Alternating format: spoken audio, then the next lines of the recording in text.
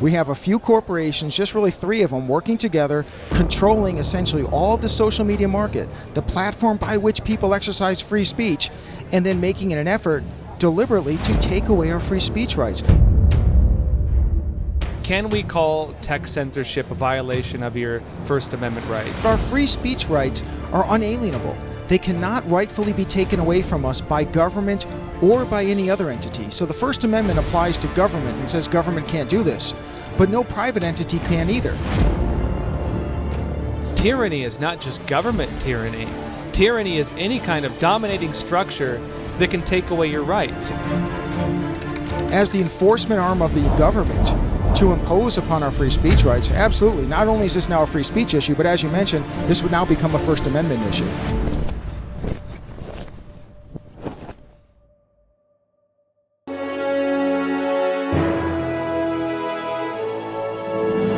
Hey, welcome back, everyone. Big tech has been really taking away our rights of free speech. And there's a big argument right now over whether this is actually censorship in accordance with, say, the Bill of Rights.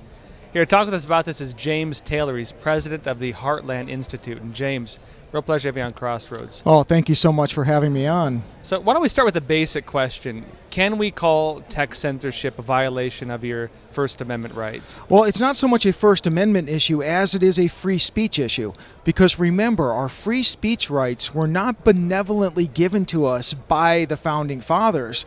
They were recognized in the First Amendment, but our free speech rights are unalienable. They cannot rightfully be taken away from us by government or by any other entity. So the First Amendment applies to government and says government can't do this, but no private entity can either. Just as no burglar can come into my home and rightfully take my possessions, similarly, no private entity can come and take away my free speech rights simply because they're a private entity.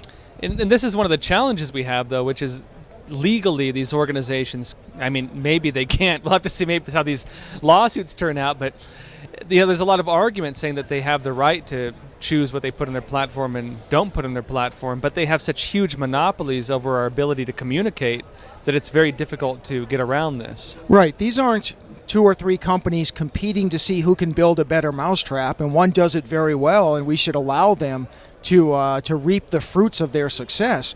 These are corporations that made a deliberate decision to enter into the realm of where free speech is conducted. Social media, this is the primary means by which people communicate with each other, political, cultural, religious ideas. So if these companies make a deliberate point to go into that realm, and especially if you're going to monopolize it, where you have the top 3 controlling 95% of social media traffic, then it's not unreasonable to say, hey, look, you're going into this realm where free speech is conducted. You should be held to allow speech to prevail. You should not be allowed to restrict and stifle free speech if you're going to go into that realm. That's not a property right. That's simply a free speech right. And we're seeing this expand also. We're seeing in a very concerning overlap of government action influencing this type of censorship. And, it really gets into a murky area politically and in terms of even possible actual violations of our First Amendment rights under the Bill of Rights. Which is that if government is pushing for this type of censorship and then business is really just the arm of government, is that then a type of government censorship if they do it through the medium of private business? Right, absolutely. Facebook and Twitter view themselves as the enforcement arm of government proclamations from the CDC or from the World Health Organization.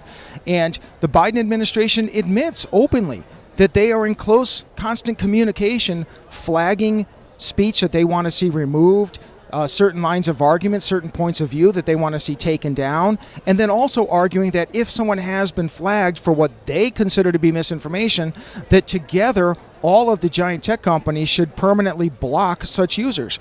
So yeah, just because they're a private company, if they are working deliberately, even if it wasn't deliberately, but in this case it is deliberately, as the enforcement arm of the government to impose upon our free speech rights, absolutely. Not only is this now a free speech issue, but as you mentioned, this would now become a First Amendment issue. And we're seeing this expand now as well. This is another really concerning part of the way this is heading, which is that typically it's a step-by-step process. It's not like it goes on one thing and just ends there. Typically, you see government action begin in one area, expand to the next, and the next, like the boiling frog analogy. And before you know it, they're doing things like censoring your SMS messages, which they're talking about doing right now, your text messages on your phone.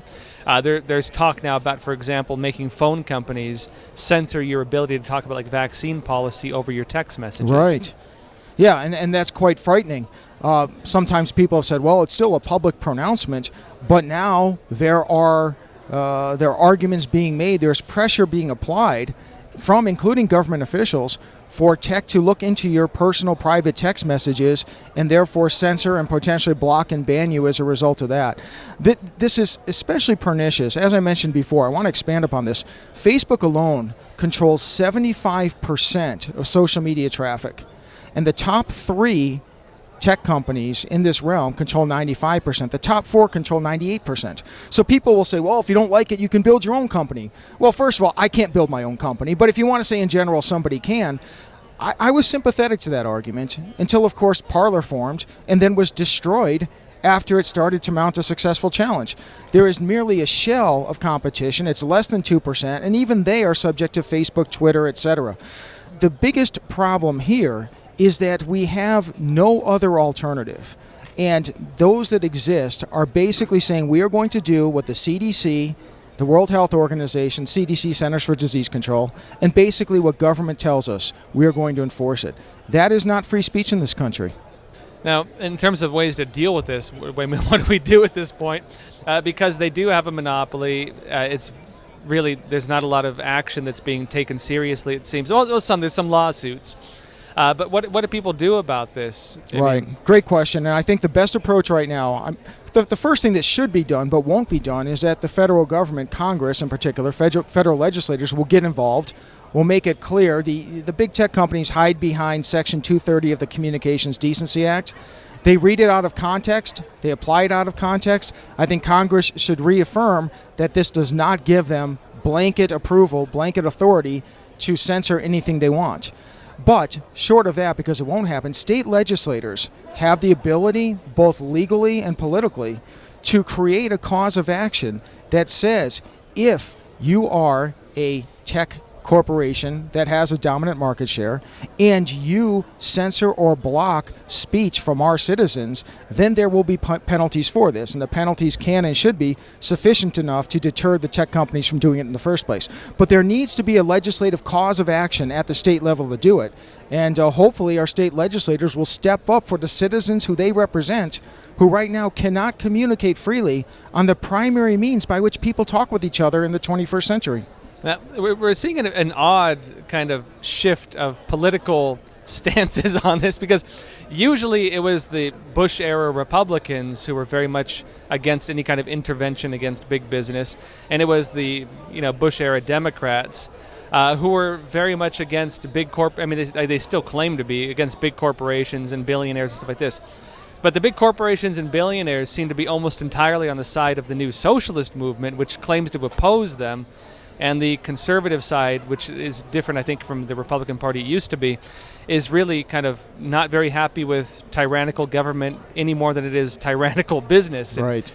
It's such an interesting shift in terms of politics and private industry. How do you view this whole dynamic? Well, and I guess it's a microcosm of the political shift we're seeing throughout the country, where you have populism becoming more of a defining factor, populism versus the state, as opposed to Republican, Democrat, conservative, liberal, etc.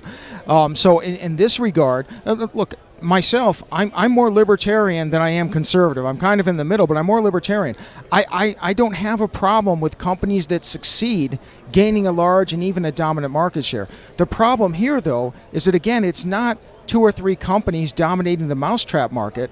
These are 3 corporations essentially working together to capture and then stifle free speech on the primary means by which we exercise our free speech rights. Free speech rights are unalienable by government or by corporations. That's where the problem is because they're stepping out of their bounds and they're taking away our individual rights. And this is a different way of looking at, I think, what tyranny is. And I think this is kind of where the discussion in the country has been going, is that tyranny is not just government tyranny. Tyranny is any kind of dominating structure that can take away your rights. And yes, that can be cultural tyranny, that can be education tyranny, that can be media tyranny, that could be anything that has a monopoly and then uses that monopoly to try to kill competition from the private sector and try to use the powers they have to restrict the people who use those services and have no other choice. Yeah, I have a very strong suspicion and in many ways a fear of government, because government has the capacity and often the inclination to take away our rights. They have the capacity to be large enough, and they also have the capacity to sometimes, for political reasons or whatever else. That's why I'm especially afraid and concerned about an accumulation of power with government, and that's why I worry about them taking away our rights. But they are not the only entities that can do so. Like I mentioned earlier, a burglar doesn't have a right to come into my home and take my possessions. It is okay, it is appropriate, it is indeed necessary for government to have laws against private actors coming into my home and taking away my property rights. The same applies here. We have a few corporations, just really 3 of them, working together, controlling essentially all of the social media market, the platform by which people exercise free speech, and then making it an effort deliberately to take away our free speech rights. So yes, it's not just government. Government is the entity most likely that most often we need to be afraid of and keep a check on. But there are other bad actors too.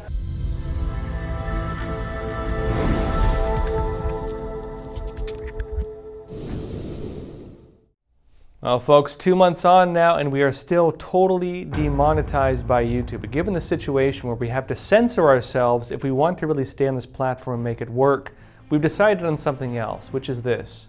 We've launched a new platform called Epoch TV, EPOCHTV.com. And through this, we're able to publish uncensored content. News that can criticize anything we'd like, news that can talk about anything we'd like, news that can give you real information from any part of the world about any topic without having to worry whether individuals will censor it.